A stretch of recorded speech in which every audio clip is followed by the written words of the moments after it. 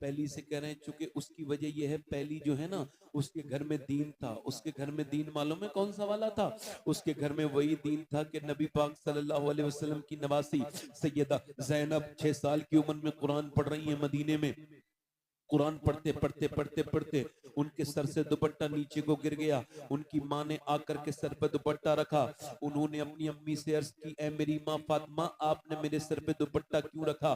6 سال کی بچی پہ کوئی پردہ فرض نہیں ہوتا، میں آپ کو بتا رہا ہوں. تو سیدہ فاطمہ نے کہا بیٹی زینب جو سر پہ دوپٹہ نہیں رکھتی اس سے تیرے نانا ناراض ہو جاتے ہیں. زینب رونے لگی. زینب اور روئیں اور روئیں. سیدہ فاطمہ کہنے لگی میری زینب کیوں روتی ہیں؟ سیدہ زینب کہنے لگی امی جان میرے نانا سے کہہ دینا مجھے اس بار معاف کر دیں، اگلی بار زینب اپنی گردن تو کٹا دے گی مگر سر پہ سے دوپٹہ نہیں ہٹائے گی.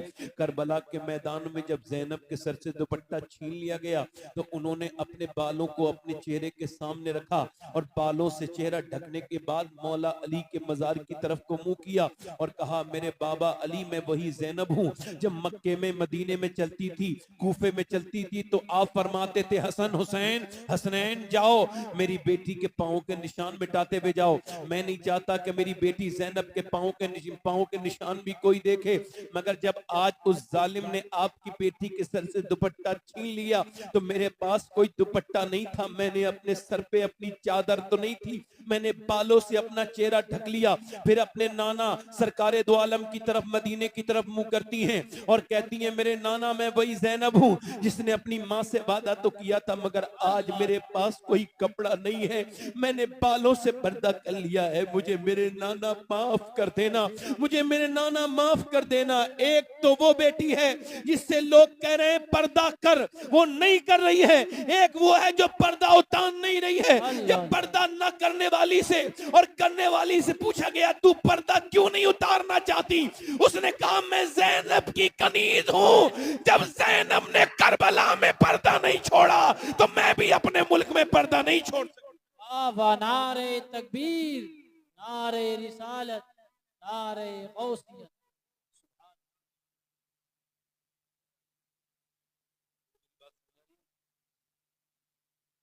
اور بولو تھوڑی دیر ختم کرو. دل لگ رہا آپ لوگوں کو؟ دل لگ رہا آپ لوگوں کو؟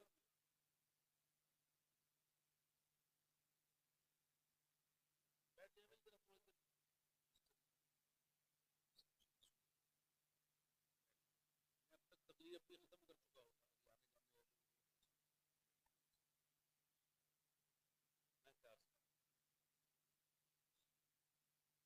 میں یہ آپ سے عرض کر رہا تھا کہ ایک بیٹی تو وہ ہے اس بیٹی سے لوگ کہہ رہے ہیں پردہ اتارو، اتارنے کی نہیں غیر مسلم خوش ہو رہے ہیں.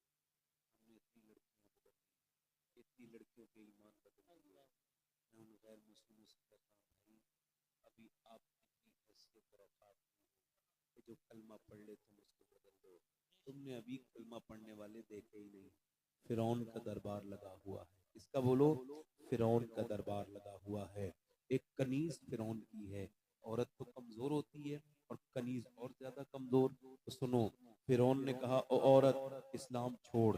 ادھر دیکھو توجہ کرو میری طرف دیکھو. اسلام چھوڑ دے. تو موسیٰ کے رب پہ ایمان لائی ہے؟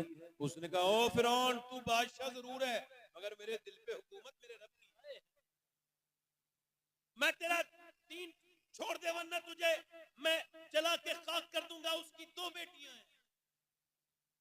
ایک بیٹی اس کی پاؤں چلتی ہے، ایک بیٹی اس کی دودھ پیتی ہے. بتا کیا چاہتی ہے؟ ایک جگہ تیل بڑا سا کھول رہا ہے، بول کیا چاہتی ہے؟ اس نے کہا جو تیرا دل چاہے وہ کر لے مگر میں نے اسلام چھوڑنا بیٹا تجھے اسلام چھوڑنا نہیں ہے. اس نے ایک اس کی چھوٹی سی بچی تھی نا دودھ پینے والی اس کو ڈال دیا. جب اس کو ڈالا نا تو ماتم نے اس کا آنکھوں سے آنسو کو اس نے روک لیے اور بڑی خاموشی کے ساتھ کر دیکھا. اللہ نے پردے ہٹا دیے. لڑکی کی جب روح نکلی نا تو اپنی ماں سے کہنے لگی امی تھوڑی دیر اور صبر کر لے، ابھی ہم دونوں جنت میں ساتھ میں مل جائیں گے. فرعون نے کہا بول اب کیا کہتی ہے؟ تیری ایک بیٹی تو میں نے دبا دی اس کے اندر. اچھا ایمان ہے اسے بھی ڈال دو مجھے بھی ڈال دو میں بدلوں. اس نے اس کی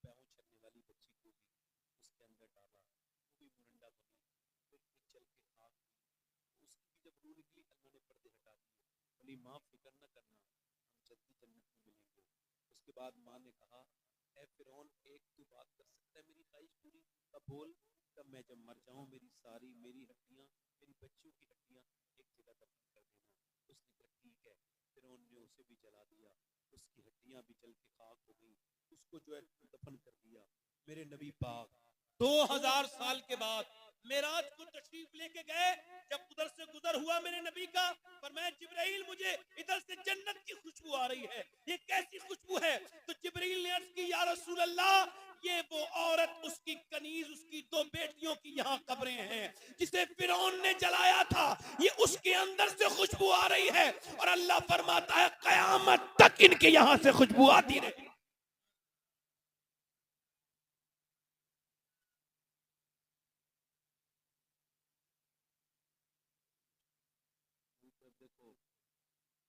ادھر دیکھو میرے دوستو میرے بھائیو، میں آپ سے کیا کہہ رہا ہوں میرے دوستو میرے بھائیو، ہم الحمدللہ بڑے اچھے ہیں، ہمارا ملک بڑا قسمتی، اللہ کا فضل ہے، کوئی ایسی بات نہیں ہے۔ ملک میں کچھ باتیں ایسی ہیں جو انشاءاللہ وہ بھی ختم ہی ہو جائیں گی، مگر میں آپ سے کہہ رہا ہوں دل اپنا تھوڑا نہ کریں، اپنی بچیوں کو بچائیں، اپنی بیٹیوں کو بچائیں، اپنی بیٹیوں کو سمجھائیں، اور آپ اپنے بیٹوں کو سمجھائیں بتائیں۔ میں آپ سے کہنا چاہتا ہوں یہ نوجوان جو میرے نوجوان بیٹھے ہیں ان کی آنکھوں سے پوچھو، ان سے بھی تھوڑی سی باتیں کر لیتا ہوں نوجوانوں سے۔ میں اپنے بھائیوں سے گزارش کر چکا، بیٹوں سے بھی کر رہا ہوں، جو جس حال میں مرے گا اسی حال میں اٹھایا جائے گا۔ میرے نوجوان تو نے اپنے 3 گھنٹے 4 گھنٹے موبائل میں لگائے ہیں، مگر کیا دیکھا تو نے؟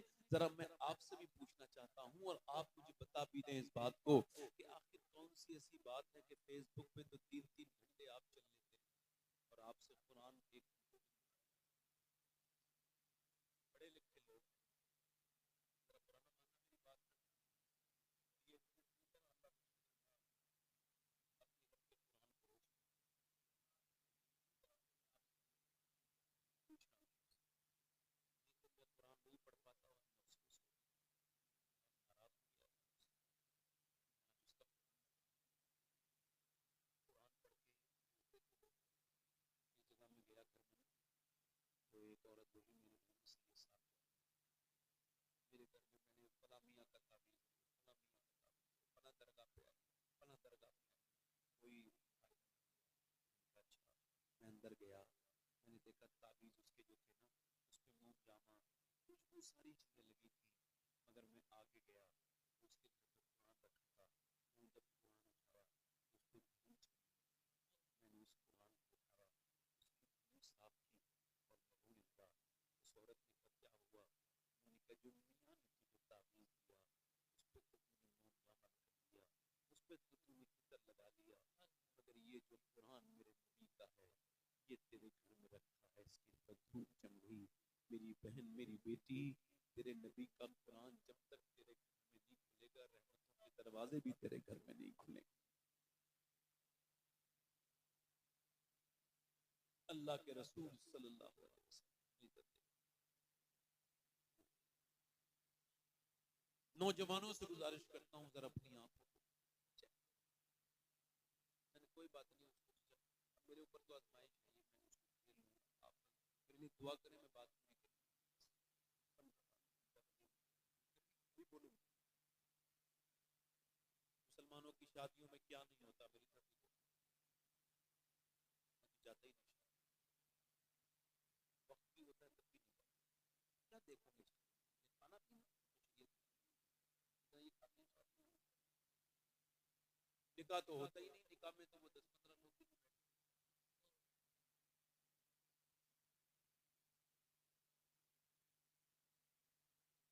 شادیاں کر رہے ہیں لوگ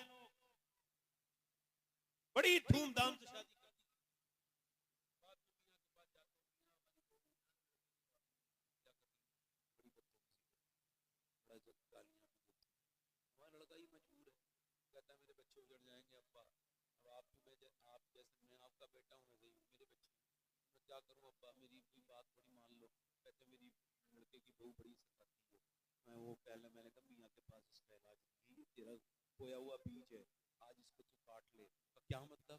میں تم ہی تو کہا تھا نا کار چاہیے، اور اس کے باپ نے جب زمین بیچی تھی تو بیٹی کو تانے بھی دیے تھے، اس بیٹی کی وجہ سے میری زمین بک رہی ہے. اس کا باپ فکر میں رہتا تھا، ٹینشن میں ذلیل ہو کے قرضہ لے کے اس نے شادی کی. اس کا باپ اتنا پریشان رہا، تو نے تو کار مانگی تھی نا، تو اب کار سے ہی خدمت کر. لڑکی کو تو لڑکی بنا کے کب لایا تھا؟ تو نے تو اس لڑکی سے شادی کی جس کے یہاں مال زیادہ ہے. حضور نے فرمایا تھا میرے آقا نے دیندار دیکھنا، چاہے رنگ کالا ہو، چاہے کنیز ہو،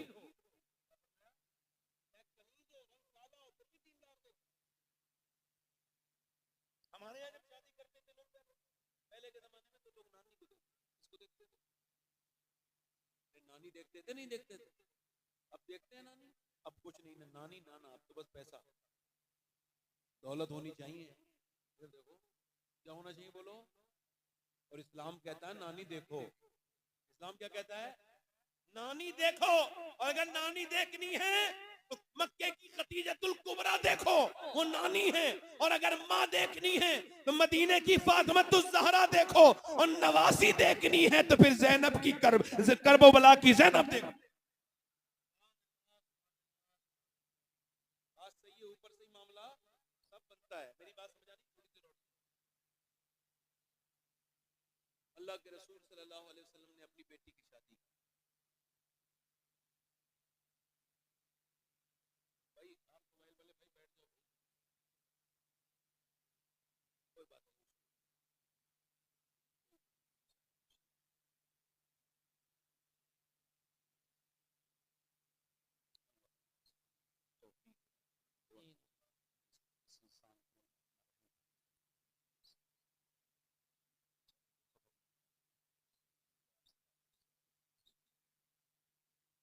حضور نے اپنی بیٹی کی شادی کی اس کے ساتھ مولا علی. اس کے ساتھ کی بولو شادی، دل لگا کے بولو کس کے ساتھ شادی ہوئی ہے؟ حضور نے اپنی بیٹی کی شادی مولا علی کے ساتھ کی ہے. اور علی کی کیا شادی ہے کہ جس میں باراتی ابو بکر صدیق ہیں، عمر فاروق اعظم ہیں، عثمان غنی ہیں، اور جس میں قاضی میرے نبی ہیں. لکھا کس نے پڑھایا؟ بیٹی کس کی؟ سید کائنات سید عالم کی بیٹی. مولا علی کہتے ہیں میں اپنے گھر میں گیا، آج میری بیٹیاں ان کے کپڑے ٹائٹ ہیں، فٹنگ کے ہیں، معاذ اللہ، یہ جو کہ حرام کپڑے پہنتی ہیں. افسوس تو یہ ہے مسلمان کی آنکھیں، مسلمان کی بیٹیاں، شادی بھی ہماری، اور پھر اس میں فٹنگ کے کپڑے پہننے والی بچیاں بھی ہماری. اس اسلام نے یہ کہا تھا کہ میری بیٹی اگر تجھے وضو ایسی جگہ کرنا پڑے کہ تیری کلائی ظاہر ہوگی اور غیر مرد دیکھ لیں گے، اس کے علاوہ کوئی صورت نہیں، مجبوری ہے، پانی تو لے جا نہیں سکتی کہیں اور وضو کرے گی تو تیرا یہ ہاتھ کھل جائے گا. تو اسلام کہتا ہے تو وضو نہ کر. اللہ فرماتا، اللہ کی شریعت تجھے اجازت دیتی ہے تو وضو نہ کر بلکہ تیمم کر، بغیر وضو کے نماز پڑھ لیتے ہیں. اللہ نہیں چاہتا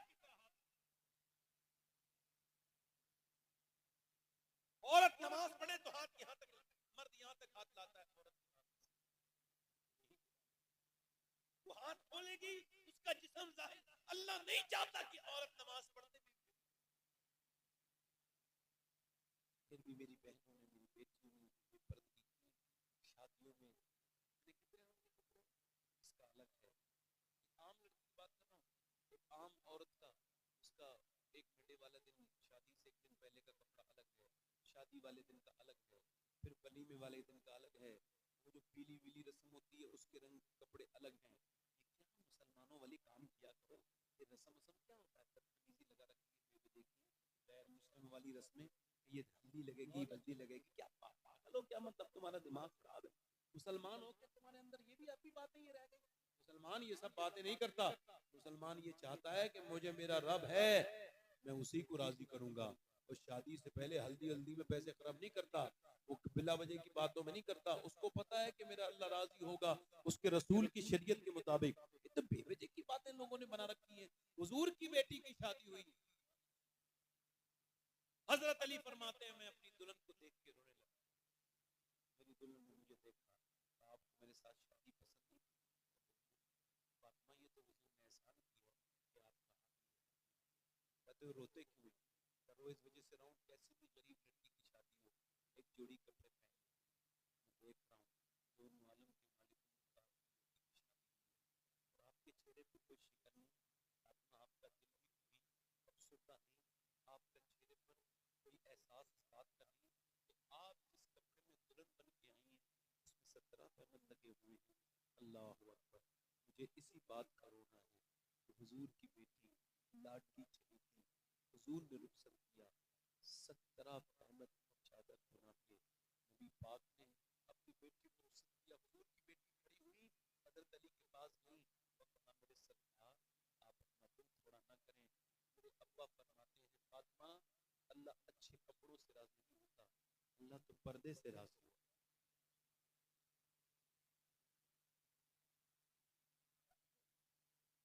میری بہنیں، میری بیٹیاں، اتنا مشکل نہ بنا، میری طرف دیکھ، حضور کی بیٹی فاطمہ الزہرا کون؟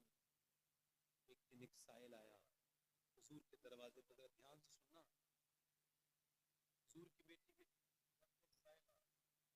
سائل آ کے بولا مجھے کچھ دے دیں یا رسول اللہ، میں غریب نہیں ہوں، میرے کام میں نقصان ہو گیا، اب کہیں اور جا کے بھیک مانگوں گا تو عزت میری ختم ہو جائے گی۔